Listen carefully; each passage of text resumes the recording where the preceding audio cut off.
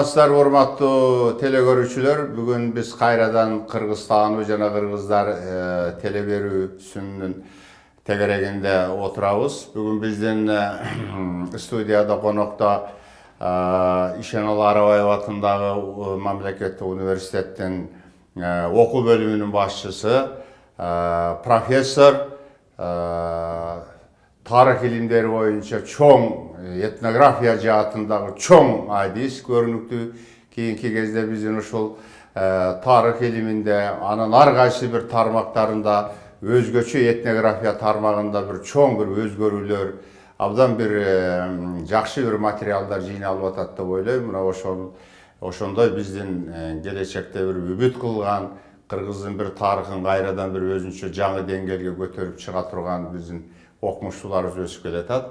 Ошол окумуштууларыбыздын бири биздин ошо Капалбаев Октябрь мына инибиз мына бүгүн студияда конок болуп отурат. Куш келипсиз. Рахмат. Бүгүн эми сиз менен дал ошо этнография маселесинде бир-эки менин жеке өзүмдү бир ойлонтуп жүргөн бир маселелер бар да. Себеби ошо тарых изилдөөчү, жазуучу катары мен дагы өзүбүздүн кыргыз элинин бир өзүнүн өзгөчө салттары, өзүнүн жашоосунда бир колдонгон буюмдарын башка элдер менен бир салыштырып отуруп, мен үчүн бир түшүнүксүз азырынча ушундай бир нерселерди көрүп жүрөм да. Мына мисалы үчүн азыр абдан көп сериялуу Осман түрктөрүнүн Эр Тоогурул деген киносу, кайра жаралган, кайра тирилген Эр Тоогурул деген маанисиндеги ушул бир киносу жүрүп атат. Ушул кинодо бүтүн Кыргыздын боз үйлөрү турат. Орнаменттеринде бир аз айырмачылык бар. Албетте өздөрүнүн кийимдеринде айырмачылык бар. Бирок боз үй кадимки Кыргыздын боз үйү да. Көрсө бизден ошо булар заказ берип ушул жерден тиктиришкен экен. Эми бул бир маселе алардын ушу бизге болгон жакындыгы, биздин ошо кыргыздар менен генетикалык жактан байланышыбыз бар. Кээде алар дагы айтып жүрбөйбү, кыргыздар биздин бабалар, биз кыргыздардан келип чыкканбыз деген сөздү ошолор балким ошонусу менен билдирип аткан болсо керек. Бирок ошол убактарда ушул бир 600 жылдан ашык Осман империясы жашады да. Ушул империяны түзгөн элде хан тукумуна тиешелүү бир кызык нерселерди мен көрбөй калып атамын да. Же булар унутуп калганын билбейм, же болбосо булар чын эле аны колдонбогонбу деп. Мына бүгүн сиз менен бир камчы тууралуу бир сүйлөшөлү деп атам да. Ушул адегенде кыргыздын жыгаччылык өнөрү боюнча сиз өзүңүздүн кандидаттык ошо диссертацияңызды жактадыңыз эле. Мына азыр ошо кыргыздын тери иштетүү буюмдары жөнүндө докторлук диссертацияңыздын үстүндө Кудай кааласа аяктап аны бир жактоонун алдында туруп атасыз. Мына ушунда мени бүгүнкү биздин ушу теле көрүүчүлөргө абдан кызык болот деп ойлойм. Ушул камчы жөнүндө сөз кылсак. Камчынын өзү формасы боюнча, анын жана өрүмдөрүнүн түрдүүлүгү боюнча кандай жасалат, сабы кандай жасалат, деги эле өзү эмне, бул эмне болгон курал. Мисалы кыргызда бир көпчүлүккө белгилүү макал бар да, колуңда жүрүп билинбейт, камчыдан өткөн курал жок, койнуңда жатып билинбейт, катындан өткөн тууган жок дейт. Анын терс маанисинде айтылат, бирок биз оң маанисин азыр кеп кылалы, катын дегенден биздин бүгүнкү аял заты кичине оройраак түшүнөт. Катын деп бийлердин аялдарын, хандардын аялдарына гана берилген титул аялдар. Карапайым аялдарды антип айтышкан эмес. Мен ошол маанисинде түпкү мааниси менен айтып атам. Мына ушул мааниде алганда бул эмне деген курал? Бул эмне? Бул кандай? Эмне үчүн бүгүн кыргыздарда гана ушу сакталып калган да? Бунун бир өзгөчөлүгү бар болот. Ушул жөнүндө бир ушу тегерегинде сөз кылсаңыз, анан бир дагы бир ылайыктуу болсо мүмкүн бир суроолорубузду берип турабыз. Рахмат агай. Эч качан актуалдуулугун жоготпогон темадан козгоп турасыз. Себеп дегенде ушул камчы кыргыз элинин эркин адамды экендигин, өз башына өзү ээ экендигин билгизген символикалык курал катары да карасак болот да. Мына ушул тарых жөнүндө кеп кылып атасыз. Тарыхтын ичинде өзүнчө бир нече тармактарга бөлүнүп кетет. Ошол бөлүнгөнүн ичинде ушу тарыхтын чоң бир тармагынын бири этнография деп аталат. Бул этнография деген эмне? Бул тарыхый китептерге, историографиялык адабияттарда жок нерселерди эл арасынан терип тепчип алып, анан кийин ошону илимге айлантуу, илимий айлампага киргизүү деген аталат да. Себеп дегенде кыргыздардын салт санаасы, ырым-жырымдары, үрп адаттарынын көпчүлүгү тең эле баардыгы китепке түшүп калган жок. Баардыгы тең илимий айлампагага же болбосо илимий изилдөөлөр жүргүзүп келген жок да. Ошонун ичинде камчы боюнча дагы мындай изилдөөлөр өтө сейрек кездешет да. Дээрлик жок келсе, бизде боз калпак жөнүндө бир чоң нерселерди айтып атабыз. Эч дээрлик жок келсе туура айтып атасыз. Бул жерде аннотациялык эле маанисинде эле камчы саптан турат, анан алакандан турат, анан тиги бүлдүргөсүнөн, түшкүнүнөн турат деп эле кыскача эле маани берип кетет дагы. Көп нерселердин баардыгы тең биздин кыргыз коомчулугуна, кыргыз окурмандарына көп мынакей жеткизе элекпиз да. Бул биздин Ал турдун көркөм адабиятты айтылса дагы али илимий айлампагы өзүнчө бир чоң тема катарында косулат. Ал эми камчынын өзүн изилдеп келе турган болсок, камчы бул ошол кыргыздардын дүйнө таанымында, материалдык маданиятында дагы, руханий маданиятында да өзгөчө ройлонгондугун биз мисалы ошол үрп адаттардан, тыюулардан, ырым-жырымдардан аркылуу билебиз. Мына өзүңүз айтып өткөндөй, мына аябай Кыргызстанга өтө белгилүү бул макал да. Колуңда жүрүп билинбейт, камчыдан өткөн курал жок деп. Ошол эле учурда ошол камчынын дагы өзүнүн жасалышы боюнча дагы жана сиз айтып аткандай аны жөнөкөй адамдын, букаранын көтөрүшү, же болбосо байлардын, манаптардын, бийлердин өздөрүнүн жасала турган камчылар болгон да. Мына бүгүнкү күндө биз тиги элик сап камчы деп атабыз. Мырза камчы дейбиз. Табылгы сап камчы деп атабыз. Мына ошол учурда ошол анын түшкүнү ага мына баатырлар көтөргөн булдургусун камчы дегенибиз да бар да.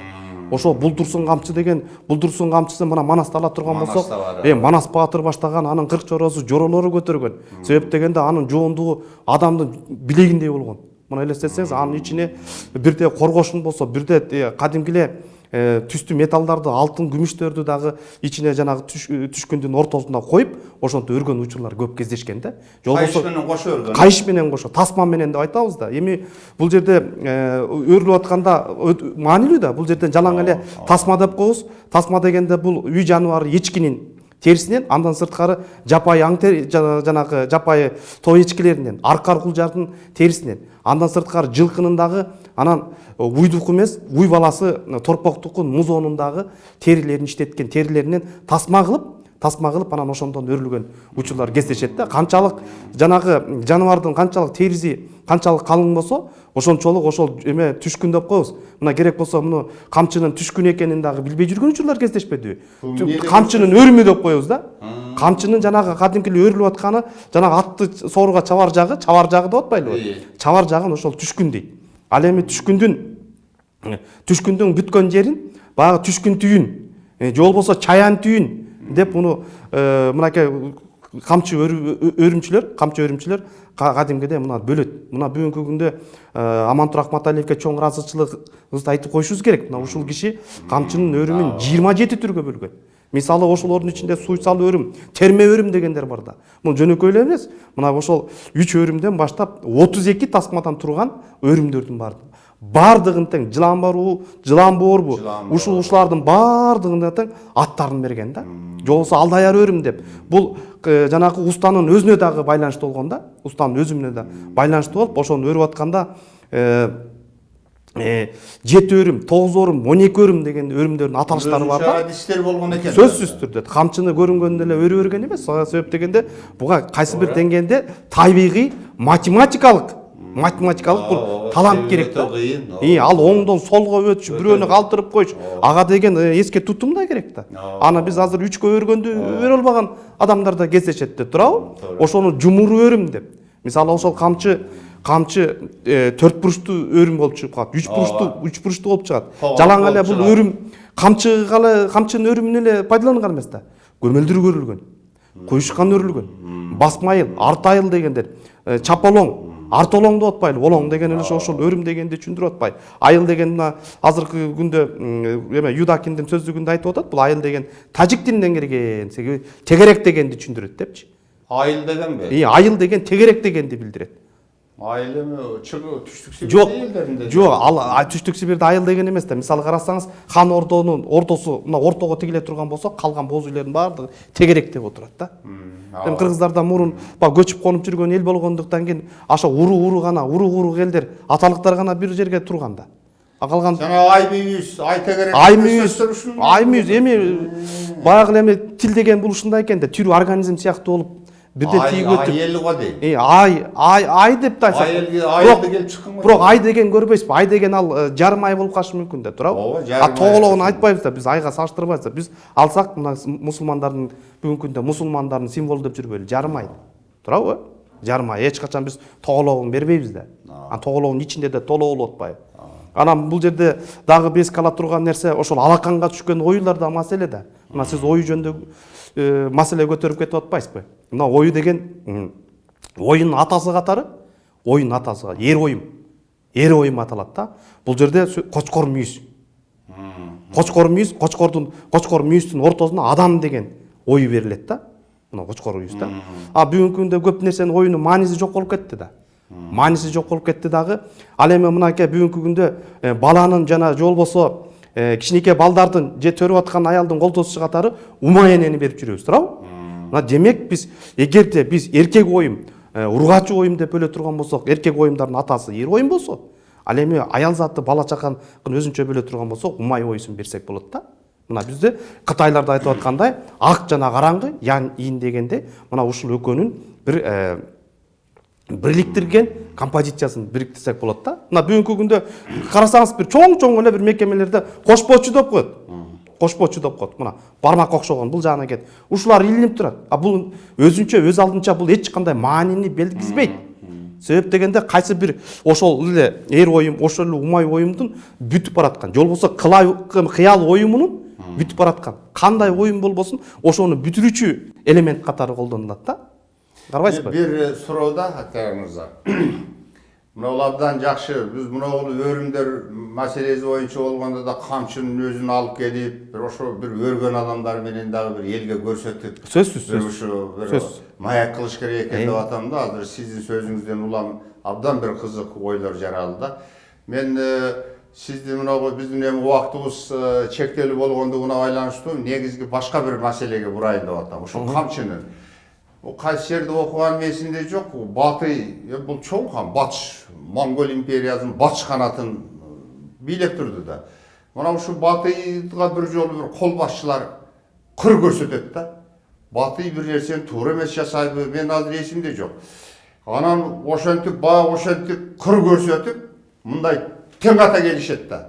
Себеби алар дагы уруу башчылар, бийлер, хан деген гана атагы болбосо, ошондой эле ак сөөк тектен чыккан адамдар да бар. Көчмөн ошондой болгон да. Демократиялык деген ошо көчмөндөрдө болгон. Ошентип кыр көрсөтүп келгенде Батый кылычын сууруп жиберет. Кылычын суурганда тигилер да кылыч сууруйт да. Бул же согуш дегенге кетет да. Ошондо Батый эсине келе калып, көрсө кылыч дегенде кылычка жоокер дагы бирдей тең аты болот экен да. Кылыч менен хан өзүнүн хандыгын көрсөтө албайт экен. Ошондо Батый кылычы кайра сууруп турганда камчыны алып туруп таштагыла кылычыңар дегенден тигилер кылычтарын таштап, анан башты тизелеп туруп беришет да.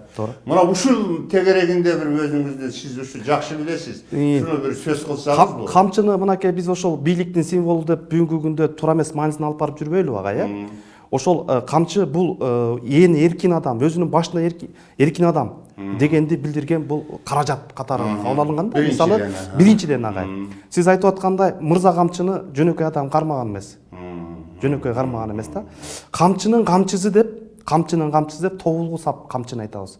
Биз ал жерде алтын шөкөттөлгөн, күмүш шөкөттөлгөн же элик сап салынган ушу камчыларды камчы деп айтылбайт да. Тобулгу бабырда жазган да. Тобулгу деп да. Мунун тобулгунун дагы бир өзүнчө сыры бар. Мен муну башкача азыр кайра бир жаңыртканда айтып берейин. Бул эми мына мисалы кыргыздын салтында бул чоң маселелер, ошол камчы колдоп жүргөн камчы, ошол жүргөн жолоочунун эр адамдын кандай учурда, кандай эмне ойду айткызы келип аткандыгын билгизип турган да. Кыргыз башка элдерден айырмаланып, бардыгын эле бабырап сүйлөй бергенде жаман көргөн да. Ошо колундагы кармаган буюму, куралы, кийген кийими, үйдө илинген жанагы буюмдар аркылуу эле көп нерсени билдирип койгон. Анткени кыргыз ошол баамчылдуулукка, кыраакылыкка үйрөткөн экен да. Мисалы, мына сиз айтып аткандай камчыны эгерде бүктөп кирсе, камчыны кармап же бүктөп кирсе, мына бүктөп кирсе, үйгө киргенде учурда же үйгө келаткан учурда келатса, кабар же өкүм угузганы келатат деп түшүнгөн. үйдүн ээси. Кабар угусканы, кандын буйругун угусканы же бидин өкүмүн угусканы келатат деп атат. Ошого даярданып жүргөн экен. Эгер камчы сол колтугунда кыстарылып келе жаткан болсо, жогуз деп келатам деген түшүнүк болгон да. Себеп дегенде бул көчмөндөргө айтпай дебей, согуш жарыялабы, башка нерсе кылуу бул аябай уятсыздыктын, бул начар кулдун тукуму экендигин түшүргөн. Мына өзүңүз айттыңыз, кулдар гана камчы көтөргөн эмес.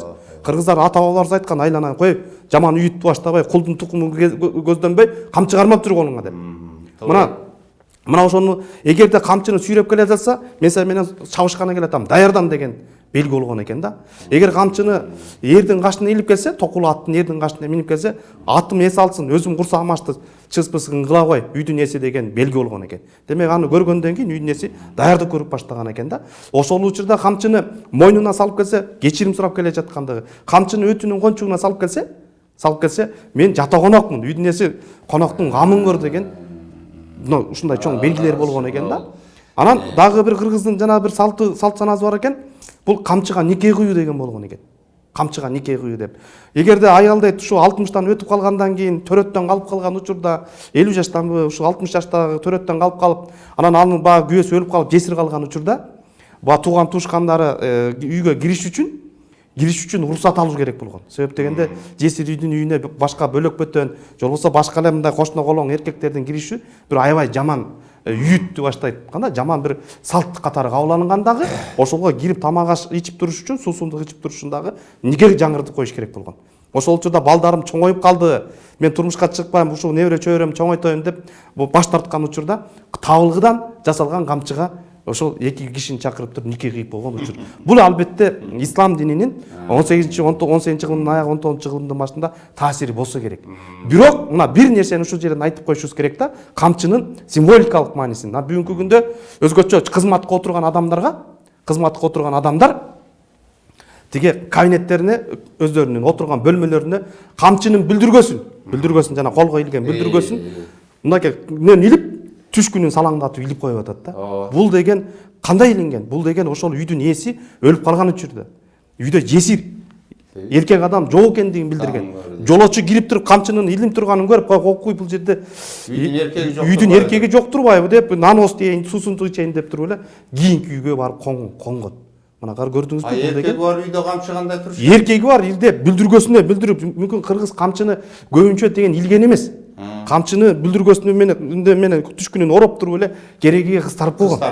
Керегеге же болсо ууктун алдына, ууктун үстүнө, баягы үзүк менен турдук менен алдына кыстарып койгон да.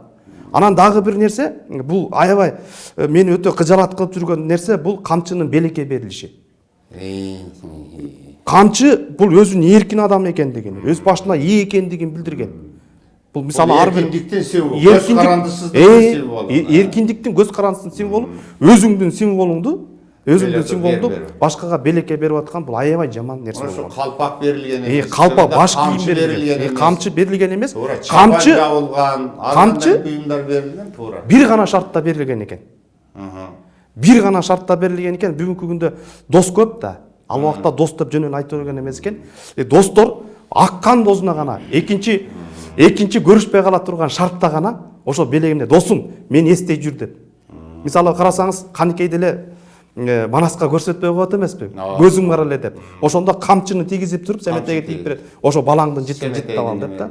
Көрсөңүз, ушул камчынын мындай өзүнүн мындай өтө мааниси өтө терең болгон да. Анан дагы бир нерсени айтып кеткен нерсе, ат мингенде сөзсүз кыргыз деген камчы оң колдо жүргөн. Камчы эч качан сол колго неме кылган эмес. Камчы жерге түшүп кеткен учурда башка бирөө алып бергенге тыюу салынган. Камчыны өзү түшүп алыш керек болгон. Себептен да камчыны бирөө алып бере турган болсо жолу болбой калат деп. Камчыны өзү гана аттан түшүп алып, анан тизгиндегенде эң алат. Жок, эң алганда жаман нерсе болгон. Себеби бул эң алган текебердиктин, мактанчактын, өпкөлүктүн бир иши катары аланган да. Себеби кыргыз деген айылга кирип баратканда эч качан атчан кирген эмес. Ат чапкан эмес. Ат чапкан эки гана учурда. Чоң кабар келген учурда, жоот үйгөн учурларда гана ат чаап келгенге уруксат болгон. Ансыз мына керек болсо Манастагы, керек болсо Эркурманбек Эртөштүктагы жоодон келатканда, жакшылык менен келатканда учурда аттан түшүп, аттын жетилеп анан кирген да. Демек, рахмат. Rahmat Октябрь Мырза. Бүгін абдан бір қызық нәрселерді айттыңыз. Мен деле көп өзім жазушы қатары, тарихшы қатары көп кітап оқып жүрген нәрсем, бирок сіз абдан бүгін мен билбеген, мага окшогон көптөгөн миңдеген кыргыздар билбей калган нерсени айттыңыздар. Демек, караңызчы, бир кичинекей, биздин көзүбүзгө кичинекей, бүгүн жок болсо эч кандай маанеге ээ эмес буюмда көрүнгөн нерседе канча кыргыздын салты, үрп-адаты, канча кыргыздын дүйнө таанымы, кыргыздын ак сөөк эл экендигин билдирген символ жаткандыгын көрүп атабыз да. Сизге чоң рахмат. Анда эмесе ошо бүгүнкү телеберүүбүздү ушуну менен аяктайбыз. Көрүшкөнчө саламатта болуңуздар.